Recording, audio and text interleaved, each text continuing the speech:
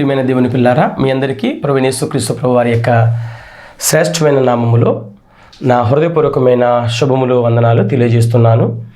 దేవుడు మనకిచ్చిన మంచి తరుణాన్ని బట్టి, మరొక్క సమయాన్ని బట్టి దేవాతి దేవునికి కృతజ్ఞతాస్తుతులు, ప్రభువైన క్రీస్తు పేరట కృతజ్ఞతాస్తుతులు చెల్లిస్తున్నాను.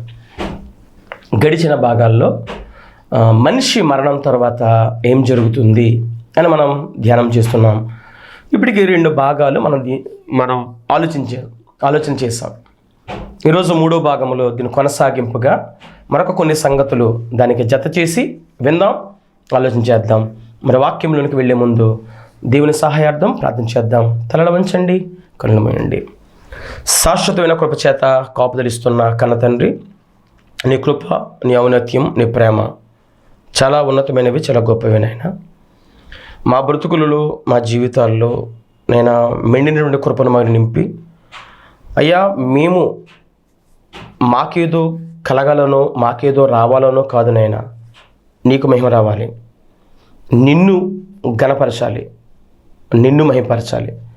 అలా కృతజ్ఞత కలిగిన బ్రతుకుల్లాగా మేము ఉంచమని ప్రార్థిస్తూ, చెబుతున్న ప్రతి మాట నీ బిడ్డల హృదయంలో పదిలపరచమని, జ్ఞానాన్నిమ్మని, క్షేమాన్నిమ్మని క్రీస్తునామములో అడుగుచున్నాను కన్న తండ్రి, ఆమేన్. ప్రియులారా, మంచిది. గడిచిన భాగంలో హేబేలు గారు మొదలుకొని ఇప్పటి వరకు ఉన్నవాళ్ళు ఎక్కడికి వెళ్ళారు అన్న పాయింట్ని ఆలోచన చేస్తున్నాం. నీతిమంతులు యాకోబు గారిని, ఇస్సాక్ గారిని, అబ్రహాం గారిని చూసాం. వాళ్ళు ఎవరు కూడా పరలోక రాజ్యం వెళ్ళలేదు. కానీ ఎక్కడికి వెళ్ళారంటే స్వజనుల దగ్గరికి చేర్చబడ్డారు అని విన్నాం. అంటే హేబేలు గారి దగ్గరికి వెళ్ళిపోయారు. అంటే హేబేలు గారు కూడా ఎక్కడున్నారంటే పరలోకంలో లేడని మనకు అర్థమైంది ఆ సంగతిని బట్టి. రైట్. అయితే దావీదు గారి కోసం ఆలోచిస్తున్నాం. బైబిల్లో ఏ ఒక్క పుస్తకానికో, ఏ ఒక్క భక్తుడికో, ఏ ఒక్క వ్యక్తికో ఫ్యాన్స్ కాకుండా అందరు భక్తుల జీవితం నుంచి అన్ని విషయాలు నేర్చుకోవాలి. మనం అన్ని సంగతులు నేర్చుకోవాలని దేవుడు రాయించాడు. అప్పుడే మనం సంపూర్ణం అవుతాం. సంపూర్ణులకు పరలోక ప్రవేశం ఉంటుంది. కాబట్టి ప్రతి సంగతిని కూడా చాలా జాగ్రత్తగా మనము ఆలోచన చేసుకుంటూ ప్రయాణము చేయాలి. దావీదు గారు, మరి ఇటువంటి దావీదు గారు ఒకే తప్పు చేశాడంట. కానీ ఆ తప్పును ఒకసారి పక్కన పెట్టి క్షమాపణ పొందుకుని పశ్చాత్తాపడిన తర్వాత దాని ఒకసారి మనం పక్క పెడితే ఆయన గురించి దేవుడు ఎటువంటి స్టేట్మెంట్ ఇచ్చాడంటే, అపోస్తల కార్యాల గ్రంథం 13వ అధ్యాయము 22వ వచనం. తరువాత అతనిని తొలగించి, ఎవరిని తొలగించి? సౌలు గారిని తొలగించి దావీదును వారికి రాజుగా, ఎవరికి? ఇశ్రాయేలీయులకి రాజుగా ఏర్పరిచెను. మరియు ఆయన, నేను యెష్షయి కుమారుడు దావీదును కొనుగొని. ఎవరైనా? దేవుడు. నేను ఎవరిని కొనుగొన్నానంట? దావీదు గారి గురించి దేవుడు ఏం చెప్తున్నాడు? నేను యెష్షయి కుమారుడైన దావీదును కొనుగొంటిని, అతడు నా ఇష్టానుసారుడైన మనుషుడు, అతడు నా ఉద్దేశములన్నీ నెరవేర్చునని చెప్పి దావీదు గారి గురించి దేవుడు సాక్ష్యం ఇస్తున్నాడంట. ఎంత గొప్ప సాక్ష్యం చూడండి దావీదు గారి గురించి, ఎంత గొప్ప సాక్ష్యం చూడండి. ఎవరిని పొందుకోగలరు ఇలాంటి సాక్ష్యం? మనకి మన ఇంటి పక్కన వాళ్ళే సాక్ష్యం చెప్పరు, మనకి మన సంఘంలో వాళ్ళే సాక్ష్యం చెప్పరు మన గురించి మంచిగా. అసలు మనల్ని ఏలిక చేస్తున్న కాపరే మన కోసం మంచి సాక్ష్యం చెప్పడం. అలాంటిది మనం ఈయన ఎంచుతూ ఉంటాం. దావీదు గారిని మనం సరిపోతామంటారా? మనం అందుకే చెప్పిన గత వారంలో మనం ఆయన అంటాక మనకు జీవితంలో సరిపోం. ఎదగాలి మనం, వాళ్ళు చూసి నేర్చుకోవాలి. వాళ్ళు పడిపోయినప్పుడు ఎందుకు పడిపోయారో తెలుసుకోవాలి, ఎటువంటి పరిస్థితులు తెలుసుకోవాలి. నువ్వు జాగ్రత్త పడాలి. పడిపోయిన తర్వాత ఎలా లేచారో కూడా తెలుసుకోవాలి. మనం అన్ని విషయాలు నువ్వు నేర్చుకోలేను కదా దేవుడు రాయించాడు. మంచి రాయించాడైనా, 2 వాళ్ళు చేసిన తప్పుడు కూడా రాయించాడు. దాయలేదు ఏది కూడా. దాచే దేవుడు కాదు, పక్షపాతం లేని దేవుడు, నేను నమ్మిన దేవుడు, నేను ప్రకటిస్తున్న దేవుడు.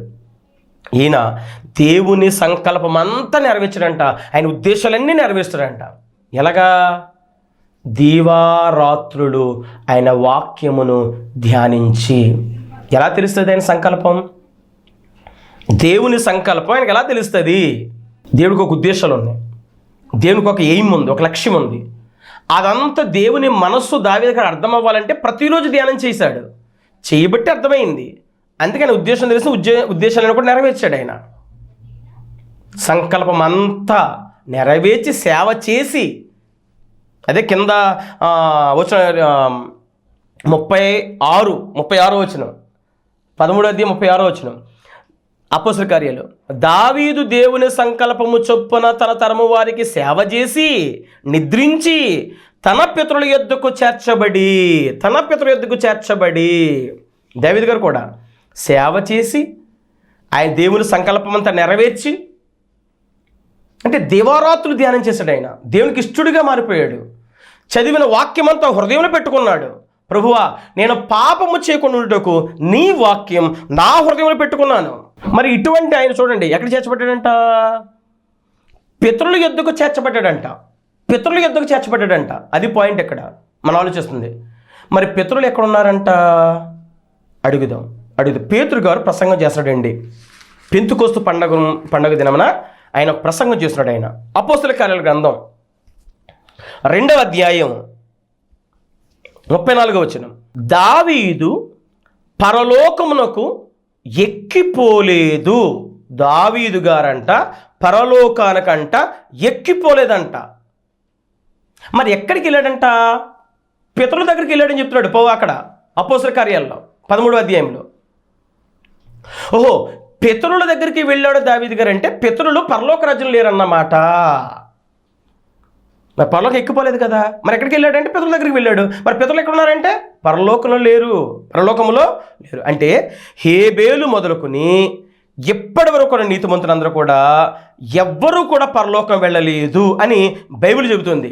మరి ప్రజలు ఏమన్నారంటే మేము పరలోకం వచ్చేసాం.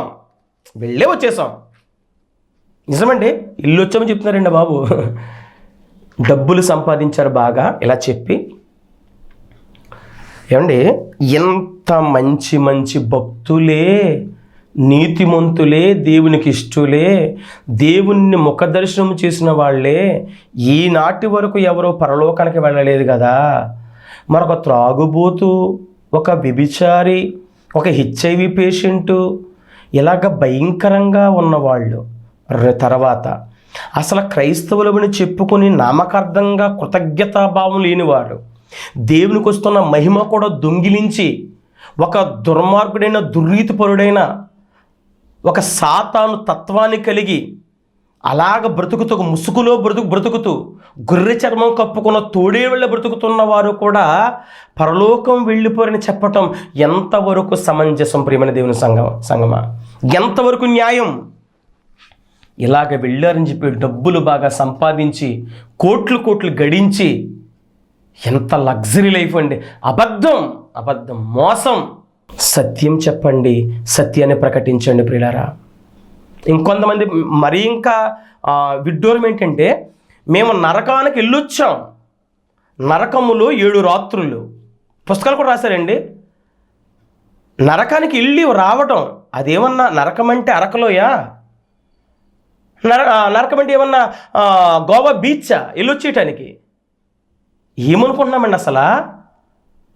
నరకములో 1 రాత్రి, నరకములో 7 రాత్రులు. ఏమండి ఇవన్నీ కూడా అన్నీ కూడా ఎంత దారుణమైన మాటలండి. ఎందుకంటే ఇవన్నీ కూడా వినేవారు ఉన్నారు కాబట్టి చెప్పేవాడు పండితుడు. వినేవారు ఉన్నారు కదా చాలామంది. ఏం చెప్పినా ఆలోచించేది ఇదేముంది? మా సేవకులు చెప్పిందే మాకు నిజమంతే. ఇక బైబిల్ ఏమన్నా మాకు అనవసరం. బెరయా సంఘంలో ఉన్న ప్రతి ఒక్కరు కూడా పరలోక రాజ్యం అలా ఎక్కడుందో అడ్రస్ కూడా తెలియని వాళ్ళు పరలోకం నిలొచ్చామంటున్నారు. విశ్వపు అంచున పైనండి పరలోక రాజ్యం. విశ్వాన్ని దాటుకుని వెళ్ళాలి. ఇలా చెబితే నిజం నమ్మరండి, ఎవరో కూడా నమ్మరండి. అబద్ధం చెబితే మాత్రం ఆలోచించుకుని నమ్మేస్తాం. సత్యం ఎవరికి కావాలండి? ఎందుకంటే అలా చేశాడు అపవాది. వాడు ముసుగేశాడండి. ఎందుకంటే దేవుడు ఏం చేస్తే వాడు జిరాక్స్ దింపుతాడు కదా, వాడు వెంటనే జిరాక్సే ఒరిజినల్ చేస్తున్నాడు వాడు అంతా కూడా. దేవుడు ఏదైతే చేస్తాడో దేవుడి మీద కొన్నేసాడు, వెంటనే జిరాక్స్ దింపేస్తూ ఉంటాడు వాడు. అదే నిజమని లోకంలో చలామణి చేస్తూ ఉంటాడు. అదే కదండి ఈరోజు. ఎంత దారుణమైన మాటలండి.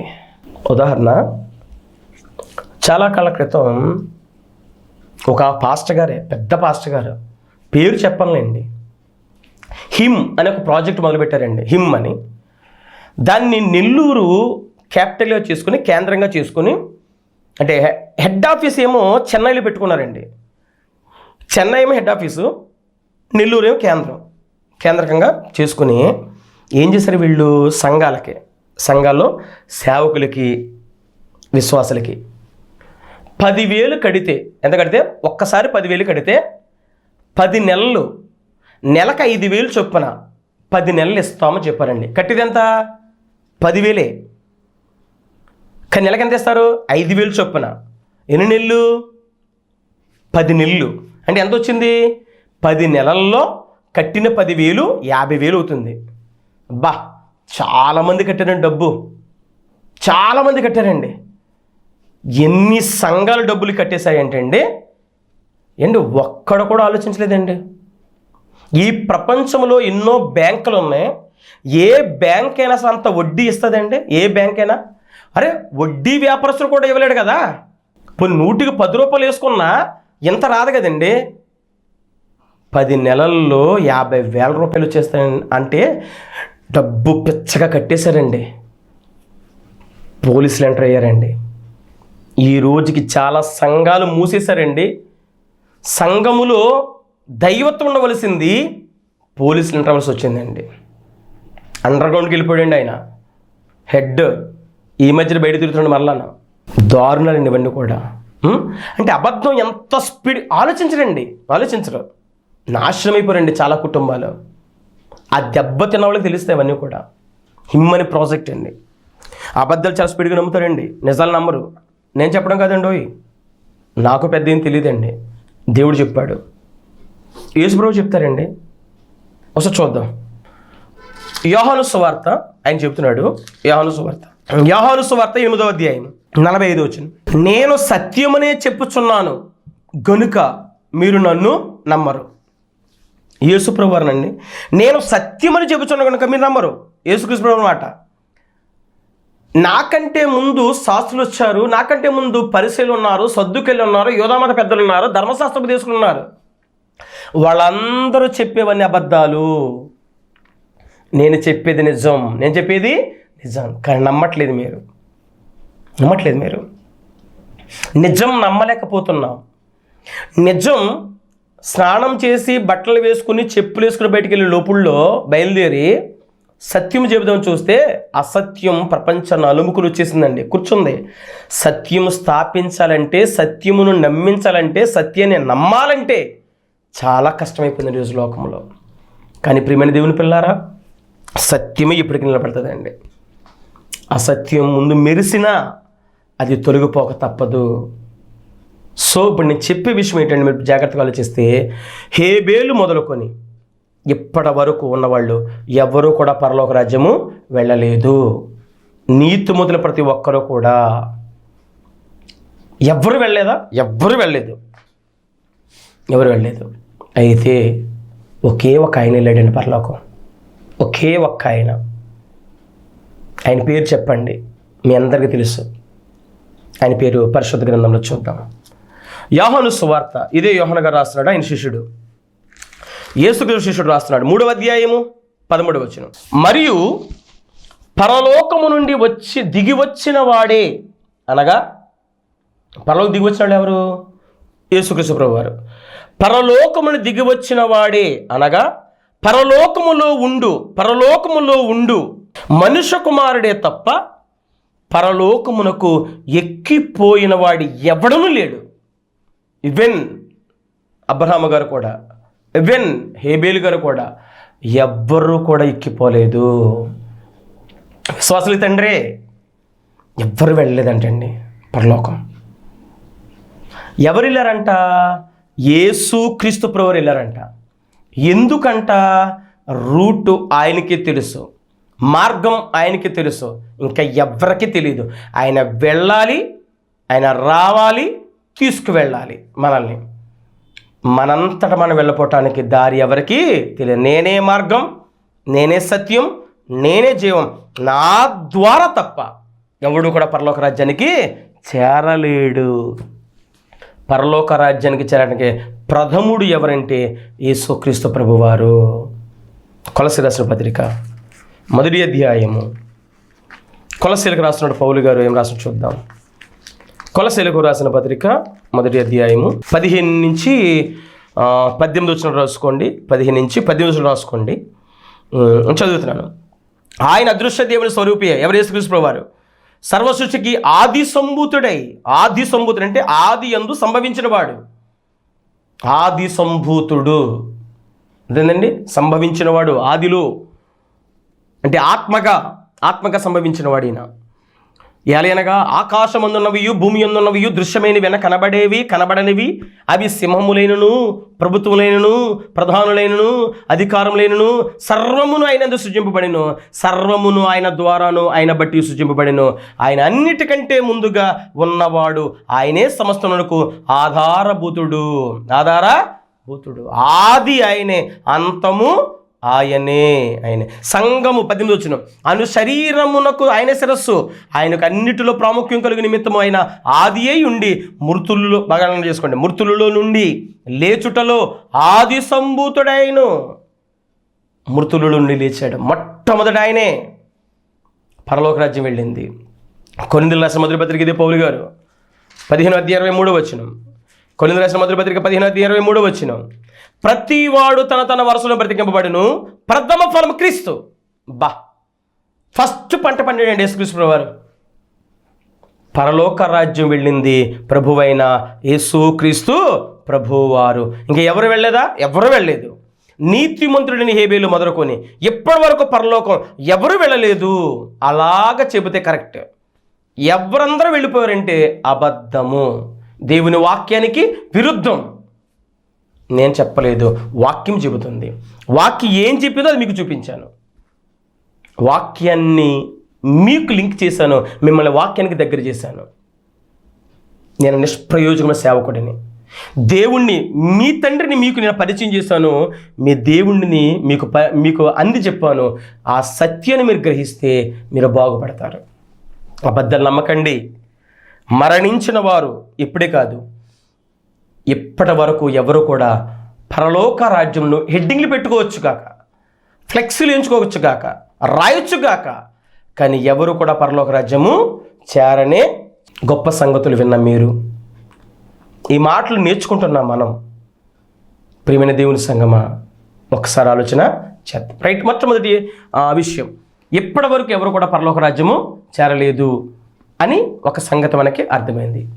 ఎక్కడికి వెళ్ళారు అన్న ప్రశ్న, హేబేలు మొదలుకొని నీతిమంతుడైన హేబేలు మొదలు ఇప్పటి వరకు ఉన్న నీతిమంతులందరూ కూడా పరలోకం వెళ్ళలేదు. రైట్, అయితే మరి ఎక్కడికి వెళ్ళిపోయారు, ఎక్కడుంటున్నారు?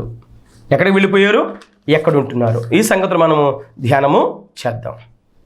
ఎక్కడికి వెళ్ళిపోయారు, ఎక్కడుంటున్నారు? ఇది రెండో విషయం ఈ పాఠంలో. ఒకటి ప్రియులారా విందాం. పాపులు, నీతిమంతులు.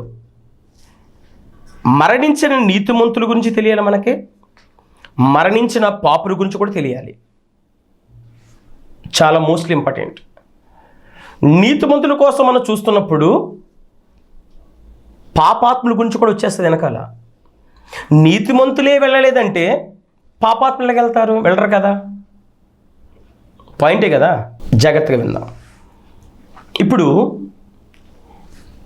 ఈ నీతిమంతులైన పాపాత్ములైన ఎక్కడికి వెళ్ళారు అన్న దాన్ని మనం ఎవరిని అడిగితే కరెక్ట్గా ఆన్సర్ వస్తుందంటే సాక్షాత్తు మన రక్షకుడు ప్రభువైన యేసుక్రీస్తు ప్రభువారు. ఆయన అడుగుదాం.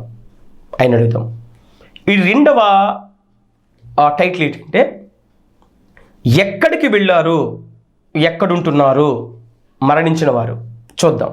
దీన్ని చక్కగా వివరించాడు యేసుక్రీస్తు ప్రభువారు. లూకా సువార్త మనందరికీ తెలుసు. ఇది సండే స్కూల్ నుంచి వింటాం మనం. అబ్బో, దీనికి సంబంధించిన వర్తమానాలు తెలియని వాళ్ళు ఎవరు లేరండి. చాలా ఎవరికి తోచిన జ్ఞానముతో, ఎవరికి నచ్చిన జ్ఞానముతో, ఎవరికి అనిపించిన అభిప్రాయముతో ఇప్పుడు నేను చెబుతున్న భాగాన్ని చాలామంది చెప్పారు. నాకు అర్థమైన కోణంలో నేను చెబుతున్నాను. అది మీకు అంగీకారయోగ్యమైతే, లేఖనానుసారంగా ఉంటే అంగీకరించండి, లేదా పక్కకు వదిలేయండి. దేవుడు నాకు ప్రతిఫలం ఇస్తాడు. నేను చెప్పే సత్యమైతే దేవుడు తప్పకుండా అనేక ఆలోచనల్ని ఆలోచన కలగజేసి వారు మంచి ఆలోచన దేవుడు పుట్టిస్తాడు. రైట్, ఈరోజు విందాం. మీరు రాసుకున్న లూకా సువార్త 16వ అధ్యాయము 19వ వచనం నుంచి 26వ వచనం వరకు రాసుకోండి. 26 ఏంటి, 31 వరకు రాసుకోండి. 31 వరకు, 19 వచనం 31 వరకు. ఇక్కడ మనకు తెలుసు, ధనవంతుడు, లాజరు ఇద్దరు కనపడతారు మనకి అబ్రహాము గారు ఆది కాండములో మన కనపడ్డాడు ఆయన. మరి ఇప్పుడు మనకి ఆయన మరణించిన ఆయన ఎక్కడ మనకు కనపడతారు, మరలా ఇప్పుడు బతుకున్నట్టు. ఈ అధ్యాయంలో 25 మరణించాడు కదా ఆయన.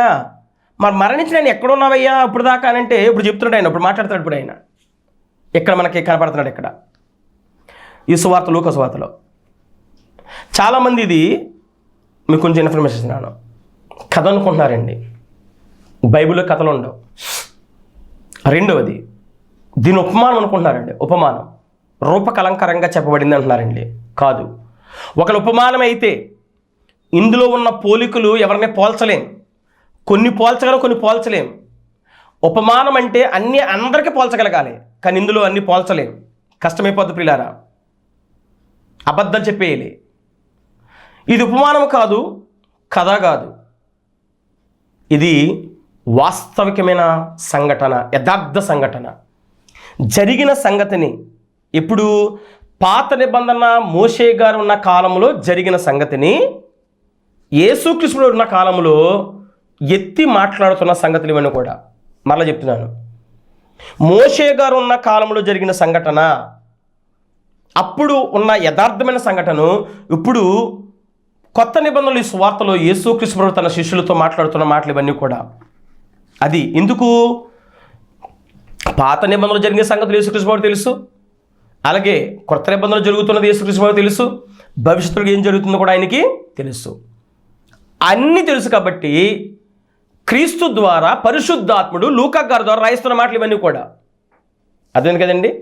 కాబట్టి చాలా జాగ్రత్తగా మనం ఆలోచించాలి. బైబిల్లో కథలు ఉండవు, రెండు ఉపమానం కూడా కాదు, యథార్థమైన సంఘటన. కథలు ఉండవని ఏం చెప్పట్లేదు, పేతురుగా చెప్తాడు కథలు ఉండవని. చూద్దాం పోని. పేతురుగా రాసిన 2వ పత్రిక 1వ అధ్యాయము, పేతురుగా రాసిన 2వ పత్రిక 1వ అధ్యాయము 20-21 వచనాలు. ఒక్కడు తన ఊహను బట్టి, ఊహించిన దానిని బట్టి చెప్పుట వలన లేఖనములోని లిఖింపబడిన వాటిలో ఏ ప్రవచనం అంటే ఏ మాట కూడా, ఏ వాక్యం కూడా పుట్టలేదని, పుట్టలేదు, పుట్టదు, పుట్టబోదు. ఫస్ట్ వాక్యం చదువుతాను మనం గ్రహించాలి. మొదట గ్రహించుకున్నవలను కదా. ఎందుకంటే ప్రవచనం అంటే దేవుని మాట ఎప్పుడును మనుషుని ఇచ్చబట్టి కలగలేదు, కానీ మనుషులు పరిశుద్ధాత్మ వలన ప్రేరేపింపబడిన వారే దేవుని మూలం. ప్రతి మాటకు మూలం దేవుడు, ఆయన మూలాధారం, ముడిసరుకు ఆయన. తండ్రి దగ్గర నుండి యేసుక్రీస్తు ప్రభువారు పరిశుద్ధాత్మ ద్వారా మనందరికీ చెబుతున్న మాటలు ఇవన్నీ కూడా. అర్థమైంది కదా? ఆయన ప్రేరేపించి రాయమన్న సంగతులు మనుషులు ఇచ్చన బట్టో, మనుషుల ఆలోచన బట్టో ఉన్న మాటలు కావు, కథలు ఉండవని పేతురుగా డిసైడ్ చేశాడు. కాబట్టి ఇప్పుడు మనం చదువుకున్న ఈ యొక్క ధనవంతుడు లాజరు గురించిన ఆ యొక్క సంగతి కథ కాదు, ఉపమానం కాదని మీకు నేను ఊహించి చెప్పినవి ఉండవు బైబిల్లో. కాబట్టి వాస్తవిక సంఘటనని జాగ్రత్తగా మనం ఆలోచన చేద్దాం. రైట్, ఇప్పుడు చూద్దాం. లూకా సువార్త 16వ అధ్యాయము 22వ వచనం. మనందరికీ సంగతి తెలుసు. ఏంటి ఇందులో మనం ఆలోచిస్తుంది? 16:22. ఆ దరిద్రుడు చనిపోయి దేవదూతల చేత అబ్రహాము రొమ్మున ఆనుకొనుటకు కొనుపోబడిను, ధనవంతుడు కూడా చనిపోయి పాతి పెట్టబడిను. ఎవరా దరిద్రుడు? లాజరు గారు. ధనవంతుడు ఒక అతను. అయితే ఇద్దరు చనిపోయారంట. ఓదా రంగు వస్త్రాలు వేసుకుని ఎప్పుడు కూడా రాయల్గా బతుకుతున్న అతను ధనవంతుడు. కురుపులతో కుక్కల చేత నాకించుకుంటూ భయంకర బాధ వేదన అనుభవిస్తూ ఇంటి వాకిట చెత్త కుప్ప ఉంటే అక్కడ పడి బ్రతుకుతున్న బ్రతుకు లాజరు గారిదే. అయితే ఇద్దరు చనిపోయారు. ఇక్కడ మనం ఏం చదువుకున్నామంటే, లాజరు చనిపోతే దరిద్రుడు దేవదూతల చేత అబ్రహాము గారి రొమ్మున ఆనుకున్నట్టు కనుపబడెను. ధనవంతుడు కూడా చనిపోయాడండి, ఎవరు రాలేదు. కానీ లాజరు కోసం ఎందుకు వచ్చారు? వెరీ వెరీ ఇంపార్టెంట్ పర్సన్ లాజరు గారు. సీఎం కంటే పెద్ద, అంత గొప్పడే లాజరు గారు. లాజరు గారి గురించి దేవదూతలు పంపించాడు దేవుడు. అంటే చాలా ఉన్నతమైన వ్యక్తి. ధనవంతుల కోసం ఎవరు వచ్చినట్టు లేదు, ఆ ఊరిలో పాతిపెట్టి ఉంటారు. రైట్, విందాం. అయితే ఇప్పుడు జరుగుతున్న విషయం ఏంటంట, 23వ వచనం. అప్పుడు పాతాళములో బాధపడుచు కన్నులెత్తి దూరము నుండి అబ్రహాము అతని రొమ్మున ఆనుకునే లాజరును చూచి, తండ్రివేన అబ్రహామా. మీరు బాగా వినాలి, ధనవంతుడు కూడా యూదుడే. లేకపోతే అబ్రహాము గారి తండ్రి అని అతనికి తెలియదు. అబ్రహాము గారి తండ్రిని పిలిచాడంటే అతను యూదుడే, తప్పకుండా యూదుడే. అంటే ధర్మశాస్త్రం తెలిసిన పట్టించుకోకుండా బ్రతికాడండి. ఈరోజు వాక్యం అంటే ఏంటో తెలుసు, సేవకుడు అంటే తెలుసు, ఆరాధన అంటే తెలుసు, బైబిల్ స్టడీ అంటే తెలుసు, స్త్రీల కొడుకు అంటే తెలుసు, యవనస్తుల మీటింగ్ అంటే తెలుసు, అన్నీ తెలుసు. కానీ ఏది చెయ్యం. సేమ్ ధనవంతులాగా ఉన్నాం మనం. నెక్స్ట్ ఫలితం కూడా ధనవంతుడు లాంటి ఫలితమే పొందుకుంటాం, తిరిగితే ఏం లేదు ఇందులో. కాబట్టి ఇప్పుడు మనం ఆలోచిస్తున్నాం కదా, ధనవంతుడిని లాజరు ఇద్దరు చనిపోయారు. అయితే ఇక్కడ ఆలోచిస్తే ఇద్దరు ఏదో ఒక చోటకి వెళ్ళినట్టు కనబడుతున్నారు మనకి. ఇంతకీ ఏ చోటకి వెళ్ళారు అన్న సంగతులను మనం ఇప్పుడు వచ్చే ఎపిసోడ్లో ధ్యానం చేద్దాం. అప్పటి వరకు వెయిట్ అండ్ సీ. ప్రార్థన చేసుకుందాం. తలలు వంచండి, కళ్ళు మూయండి. పరిశుద్ధుడా కన్న తండ్రి, మీ ఉన్నత నామానికి స్తోత్రాలు. అద్భుతమైన విషయాలు మాకు నేర్పిస్తున్నారు. చక్కని సంగతుల చేత మాకు నేర్పి మమ్మల్ని బలపరిచి నీ కృప చేత కాచి దాచి సంపూర్ణ వివరణ ఇచ్చి మా జీవితాలకు మేలు చేయమని, మమ్మల్ని కాపాడి సంరక్షించమని, వాక్యం వింటూ నీ పిల్లలందరినీ దీవించమని, సంపూర్ణ జ్ఞానం ఇమ్మని, ప్రేమను అవలంబించే యోగ్యత ఇమ్మని క్రీస్తునామములో అడుగుచున్నాను కన్న తండ్రి, ఆమేన్. మన తండ్రిని దేవుని ప్రేమ, కుమారుని యేసుక్రీస్తు కృప, పరిశుద్ధాత్మక నిండిన సహవాస సమాధానం ఇప్పుడు ఎల్లప్పుడు సదాకాలం సకల పరిశుద్ధులకు మనకును తోడుగును గాక. ఆమేన్. వందనాలు. God bless you.